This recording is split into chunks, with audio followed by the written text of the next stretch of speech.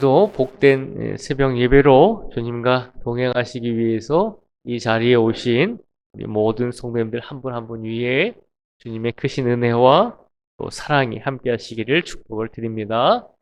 오늘 본문 말씀 시편 97편 말씀에 보면 오늘 시편 저자는 우리에게 한 가지를 부탁하고 있습니다. 한 가지를 권면하고 있습니다. 우리에게 무엇을 부탁하는지 우리가 말씀을 통해서 함께 나누어 보도록 하겠습니다. 오늘 본문 말씀에 보면 먼저 시편 저자가 7절부터 9절까지의 말씀을 통해서 우리에게 이 세상은 어떤 결말을 맞게 될 것인지를 우리에게 보여주고 있습니다.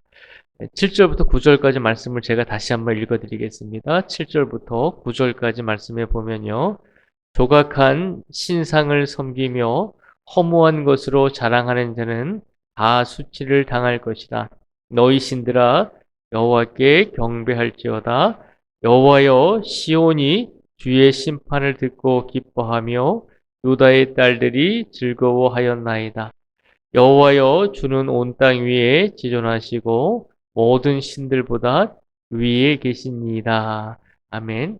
이 7절에서 9절까지 말씀해 보면 오늘 시편 저자가 우리에게 부탁하고 있는 것은 이 세상에서 살아가면서 사람이 하나님을 섬겨야만 되는데 때로는 사람들이 어리석어서 때로는 신앙을 가지고 있는 사람들도 하나님 외에 다른 것을 마음속에 더 중요하게 여기고 더 귀하게 여기면서 살아간다는 것입니다.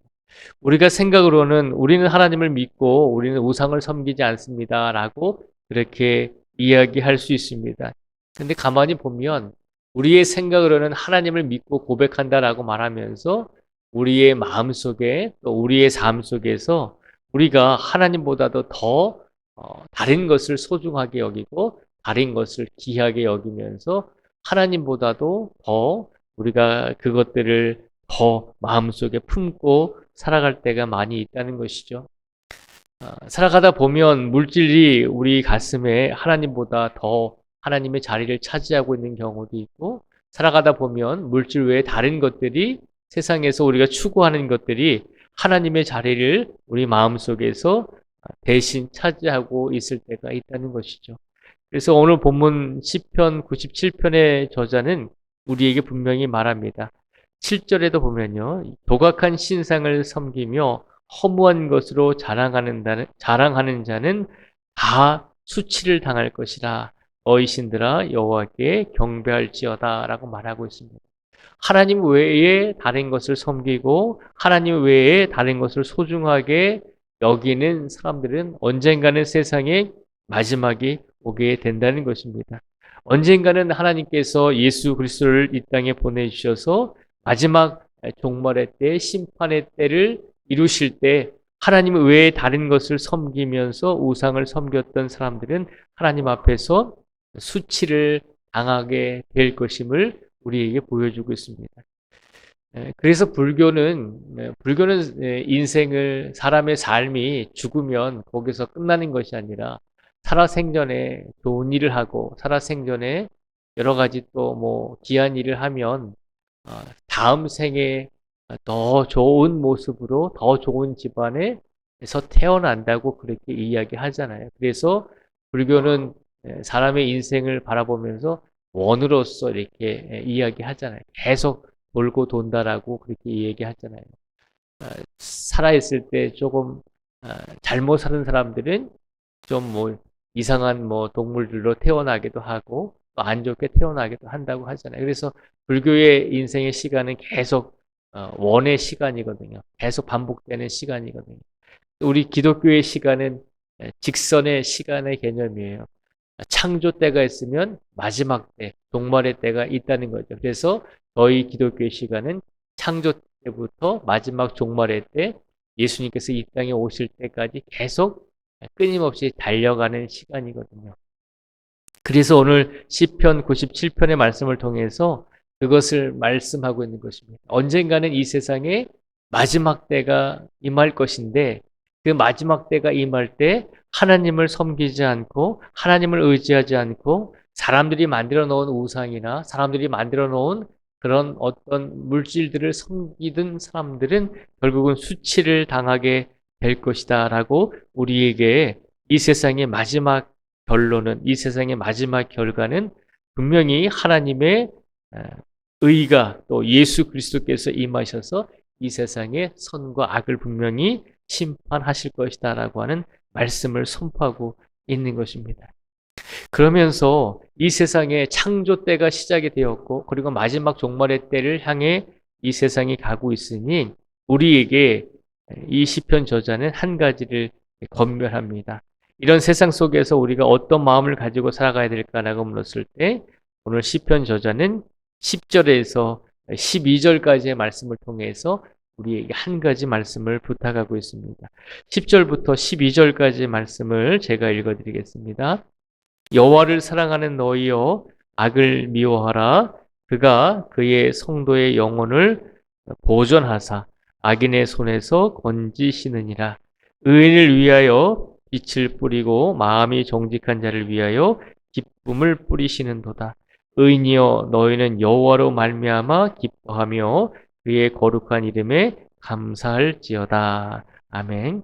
오늘 시편 97편의 저자가 우리에게 권면하고 부탁하는 것은 10절에 있는 말씀처럼 여호와를 사랑하는 성도들은 악을 미워해야 한다는 것입니다. 입술로는 하나님을 내가 사랑합니다, 하나님을 절대적으로 의지합니다라고 고백을 하잖아요.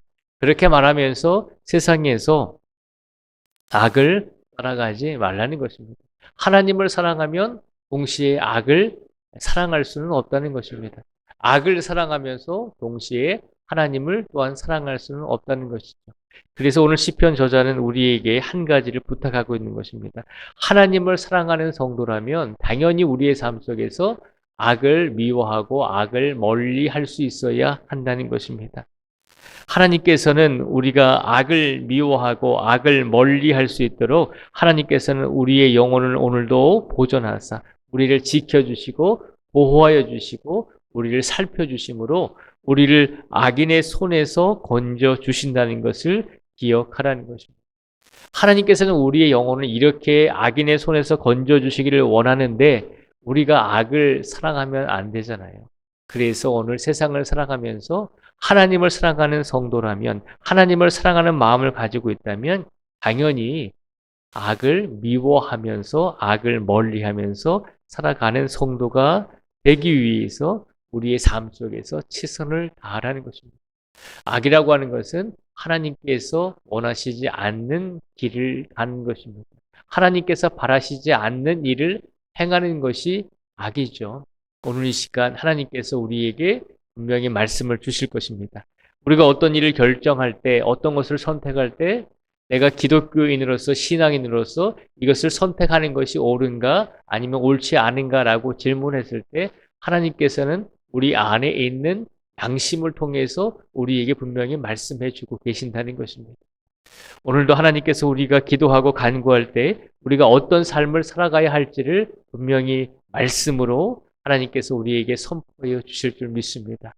혹은 우리가 만나는 사람들의 입술을 통해서 우리가 바르게 살아가야 될 길을 알려주실 때도 있을 것입니다. 그럴 때마다 이것이 하나님의 음성이고 이것이 하나님의 뜻이다라고 하는 것을 깨닫게 된다면 그 하나님의 뜻을 마음속에 품으시고 악을 따라가지 마시고 악을 멀리 하시려고 노력하시고 더 하나님을 붙들고 더 하나님의 말씀대로 내가 우리에게 주어진 인생을 살기를 원합니다 라고 그렇게 고백하며 우리에게 주어진 오늘의 삶 속에서 오늘만이라도 더 하나님을 사랑함으로 악을 떠나서 살아갈 수 있는 우리 성도들이 되시기를 주님의 이름으로 축복을 드립니다. 기도하겠습니다.